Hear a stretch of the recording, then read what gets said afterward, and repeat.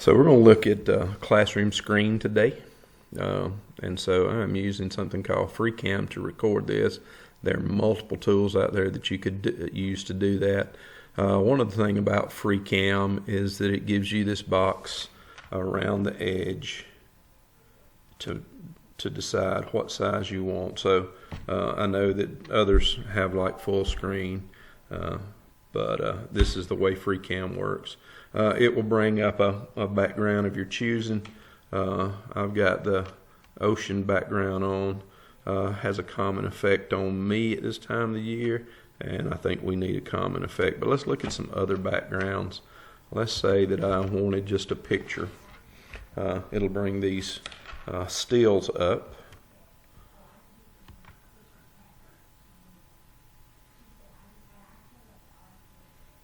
It will also allow you to use any picture that you upload yourself. So if you wanted like a classroom picture that you used, don't know why this is so slow downloading, but it is. These animated ones are pretty neat, but again, everything seems to be slow. There we go. There you go. So you see the live effect to the water. Sorry, I had a phone call. I had to put it on pause. So let's begin looking at these tools from left to right. There's a couple that work well together, so I may skip around some. But I'm going to start with, we just talked about the background. I'm going to start about the random name box here. So if I want to put my students in here, I can put a classroom, I can put a group of students, I can make multiple lists, but let's just say that I want to put students in the box in here.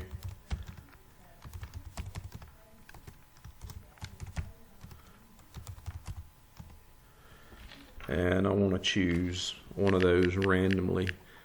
Then it will pick a name for me. Now, something similar that may be used in sort of the same way is the next tool, and that is the dice tool. And so one way that I could think that you might want to use this would be if I wanted to randomly select a student, and I had a particular number of questions, and I wanted a random student to answer one of the questions 1 through 10. Then I could just roll the dice and Timmy would answer question number 7, if that makes sense. Again, just one way that I could see myself using this here in a classroom. You could do 5 questions, or you could do up to 18 questions. And again, you could put multiple lists. You could have group A, students group B. You could have multiple dice up here. So if I wanted group 1 to answer group 2, a certain set of questions, and group 2 to answer a different set of questions, then we could do that. Again, we could call on students this way, or we could just have students answer them on paper or on their Chromebooks.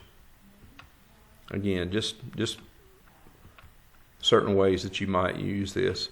One of these that I thought was pretty cool is a sound bar. And so if I want to set the sensitivity at 1, okay, it's not going to be very sensitive. And if I want to, it'll give me a signal. It'll give me a bell when the noise becomes too loud. Okay, so obviously that whistle made it too loud. A regular talking does not do that. But again, I can set the sensitivity level at 5 and my maximum noise level at 1, and basically they would have to be silent. But I could also set that at 5. And so when the noise gets up, it'll do that, and it should give you a bell. Don't know why it didn't give me a bell. There we go. There's the bell. Okay. All right. Just a signal for students to know if they're making too much noise. One that I would have used multiple times in the classroom. We'll take that down. I'm going to skip over because I do think that one that goes well with the sound level is the work system. Work symbols, I'm sorry.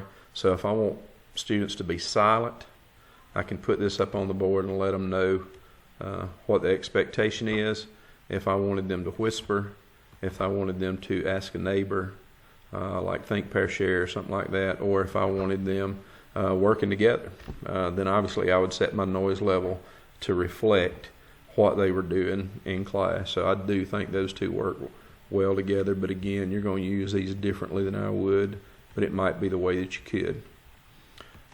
Another one, if I wanted to put an image up, if I wanted to put a YouTube video up for them to watch, if I want to put a webcam in, I can turn my webcam on. Hello, how are y'all? I hope y'all had a great Christmas. Good to see you.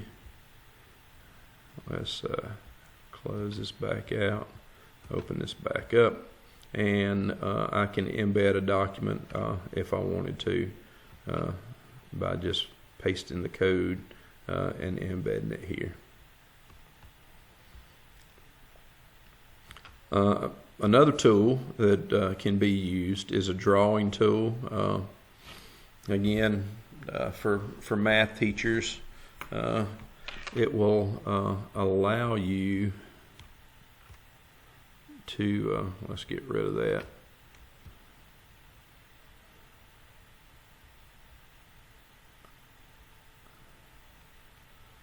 Erase that. I want to make it whole screen. I can add a different background patterns. So if I wanted a graph paper, if I wanted a music staff, all of those are in there and I can draw on them. So again, thought that was pretty cool.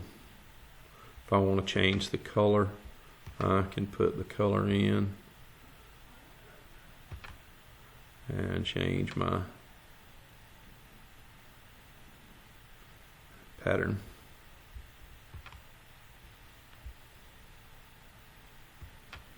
Take that away. So again, really neat. Could be used in math, art, different classes, however you see fit. And we just did the drawing tool. The next one is a text. So if I wanted to put specific directions for an assignment,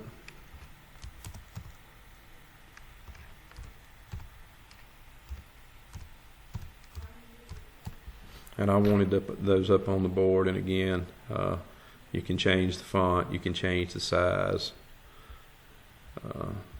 just like any word processor might do. And again, if you wanted to put multiple boards up,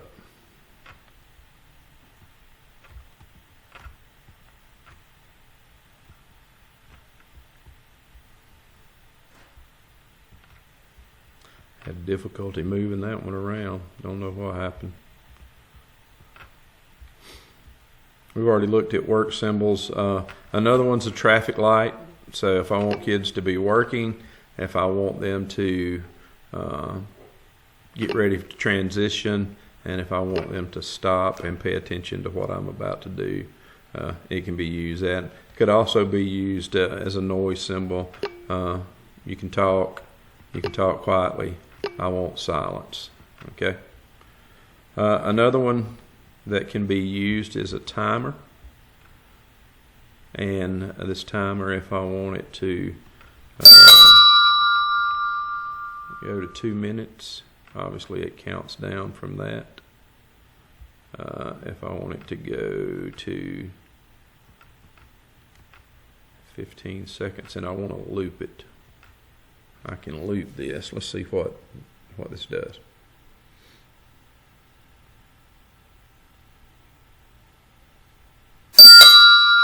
And it started back over at 2 minutes. So if I were working with in groups or in stations and I wanted that to change, you can just put that loop on. Another one is a clock. You can do 12 or 24 hours. We normally would do 12. And if I wanted to put a calendar on the board just to let students know what day it was and what was going on. And again, these can be used in multiple ways for different things. I hope this is a little bit helpful. Again, you've heard me say before, eat the chicken, spit out the bones, use what you can. Some of these tools may be very useful. You may have other programs that have the exact same tools.